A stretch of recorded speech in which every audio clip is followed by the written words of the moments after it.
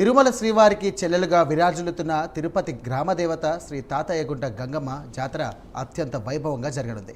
900 ఏళ్ల ఘన చరిత్ర కలిగిన గంగమ్మ ఆలయంలో వినూత్న సాంప్రదాయంతో 8 రోజుల పాటు వివిధ రకాల వేషధారణలతో జాతర వైభవంగా సాగనుంది. సాధారణంగా గ్రామదేవతలకు 3 రోజుల ఉత్సవం నిర్వహిస్తారు. కానీ తిరుపతి గంగా జాతర మాత్రం 8 రోజుల పాటు జరగనుంది. ఈ జాతరకు ఏపీ, తెలంగాణ, తమిళనాడు, కర్ణాటక రాష్ట్రాల నుంచి లక్షల మంది భక్తులు తరలివస్తుంటారు. ఒకప్పటి తిరుపతి ప్రజల ఆచార వ్యవహారాలు, జీవన విధానాలను కళ్ళకు కట్టినట్లు తిరుపతి తాతయ్యగుంట గంగమ్మ జాతరలో ఉంటుంది. ఈ జాతరని 3 ఇయర్స్ నుంచి వస్తున్నాను. ఈ జాతరలో అమ్మవారిని చూసుకున్నప్పుడు ఒక పాజిటివ్ వైబ్ వస్తుంది. మన నెగిటివ్ థాట్స్ అవన్నీ తీసేసి అండ్ మనం నేను బాగా చదువుకోవాలి, మంచి మార్క్స్ అయి పాస్ అవ్వాలి అని కోరుకుంటాను.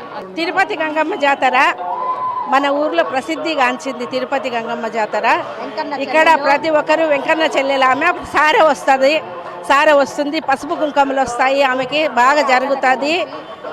తర్వాత గంగమ్మ జాతర ప్రసిద్ధిగాంచింది మన తిరుపతిలో.